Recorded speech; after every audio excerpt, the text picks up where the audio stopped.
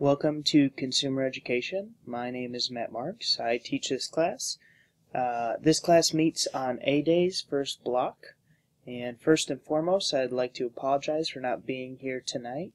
My position is actually a traveling teacher between Hoffman Estates High School and Conant High School. Unfortunately, a majority of my classes do fall into the Conant High School category, therefore I'm there tonight, and there is no way I was going to be able to make it between the two schools. Now, to start off, I'd like to tell you some facts about me, give you a little bit of my background so you feel like you get to know me through this screencast a little bit. I graduated from Palatine High School in 2008, so I'm from the area, very familiar with the Hoffman Estates, Schaumburg area. After high school, I decided, I wanted to be a teacher. I made some great connections with my students, or with my teachers, and so I went to Illinois State from 2008 till 2012. And just before graduating, I was placed at a couple schools for my student teaching. I was placed at Prospect High School, which is real close, and I had the opportunity to student teach at Eisenhower, which is funny because the kids that I worked with when I was student teaching are now juniors and seniors at Hoffman. So it's kind of cool. I see some familiar faces in the halls.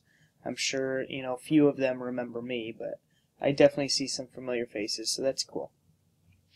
During the past 3 years since I graduated, I have been teaching at Normal Community High School and Evans Junior High School, both in Bloomington, Central Illinois. I got pretty involved, and I did like it, but I always wanted to work in such a great district, and so I had the opportunity to come and work here. Some extra information about me. Currently, I am the fresh soft coach at Conant High School for the girls season, which is happening right now, and I plan to be the boys tennis coach at Conant for the JV level. Also, I will be advising BPA with Conant High School this year, but I'd love to help out at Hoffman whenever an opportunity presents itself. For those of you who don't know what BPA is, it's basically like a business club. It's Business Professionals of America, and in high school I did it. I loved it. It was something that was so awesome to get involved in, and I definitely recommend it to your son or daughter. Currently, I am still in school. I'm working towards my master's degree in curriculum and instruction, and I am pretty close to attaining that. Some information about consumers. It's a half year, and it does fulfill the state requirement for a consumer ed course.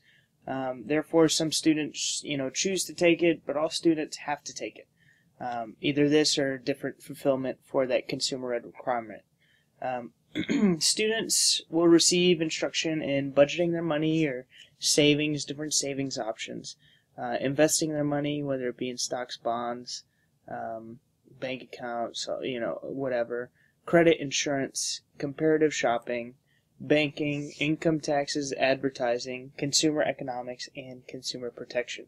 So as you can see, a lot of these topics are things that adults deal with on a regular basis in the real life. So as I told the students, this is a class they really should be paying attention in because, I recently went through college and I was in their seats not too long ago, and I told them firsthand, I said, no one's going to teach you these things, so it's really important to pay attention in class.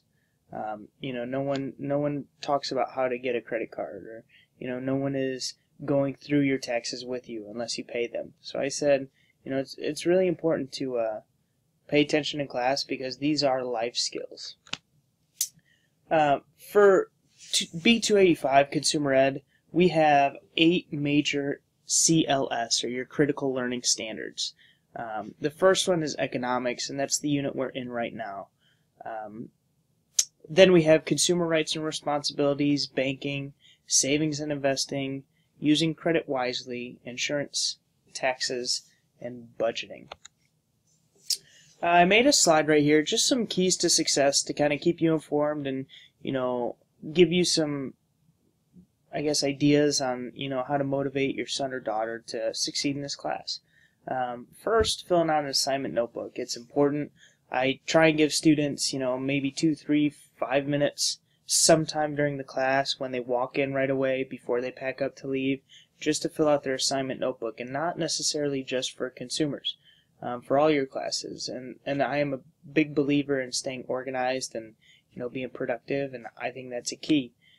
Participation in class. I have on here several bullet points.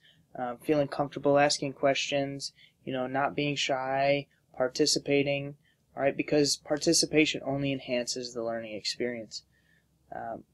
Focusing on the activity at hand and avoiding multitasking, those are two important ones. When you're in class, focus on what's going on. Don't start worrying about, what's next hour or what you have after school or something like that. It is really important because in this class there's not that much homework, so when I do have their attention, it's really important that I have full attention. Using time wisely, like I just stated, there's really not that much homework that students should be taking home. Here and there they might have a couple things, but it's not really a part of their regular routine to have homework and consumers. So when they are in class, make sure they use their time wisely. Realistically, the only reason they should have homework is maybe if they were absent or if they mistreated the use of their time. Bringing materials every day and being ready. I'd say the number one material to bring is their iPad, charged, ready to go. Every day they're going to need it for consumers. Realistically, we're cutting down the use of worksheets, and there are a lot of videos and engaging activities that they'll use on their iPads, and it is important that they have it every day. Now, with the use of iPads, I think you'll understand if they're doing something on their iPad that's school related or not. Coming to this district, I have an iPad. I'm very good with it, but so are the kids, and so they'll find ways to try and use it to their advantage, or tell you, oh no, it's homework, I have to play this game. And for consumers, they're never going to really have to do much else other than watch a video or fill something out at home. So just to keep you informed. Contribute to class discussion and activities. When we're in groups or when we're doing something, just encourage them to participate. The top right bullet is probably one of the most important, in my opinion. When presented with real-life situations, refer back to the skills learned in the class. And this goes for the parents or the students. For instance, when it comes time, that lovely time of the year where we're all kind of filing our taxes, if you feel comfortable, share that with them, and that will kind of spark a connection between the real life and our classroom, and that will definitely make things much more valuable.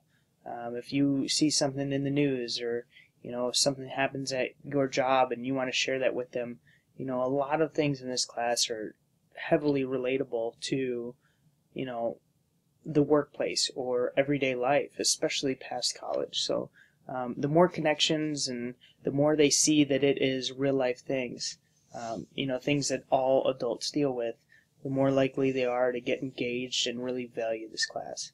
I want them to feel comfortable asking questions. I would say I'm a pretty fair and easygoing teacher, but I do want them to feel, definitely comfortable. And then whenever there is homework, just make sure to do it. Right here I have my contact information, and since I couldn't be here, I made sure to include a picture just so you could put a face with a name. My email is mmarks@d211.org. Below I have my phone number with an extension for my voicemail. And then I have my Twitter handle, my personal Twitter handle, and the Twitter handle for the Hoffman Estates High School Business Department. Hopefully I'll have a chance to meet you all. Once again, I apologize I could not be there. And then also with Schoology codes, I figure instead of passing out a bunch of papers and everything, this video would kind of supplement all that. And make sure to grab your parent code, and all my information is on the Schoology page. Please check it out. Email me, leave me a voicemail, contact me if you have any other questions. All right, thank you.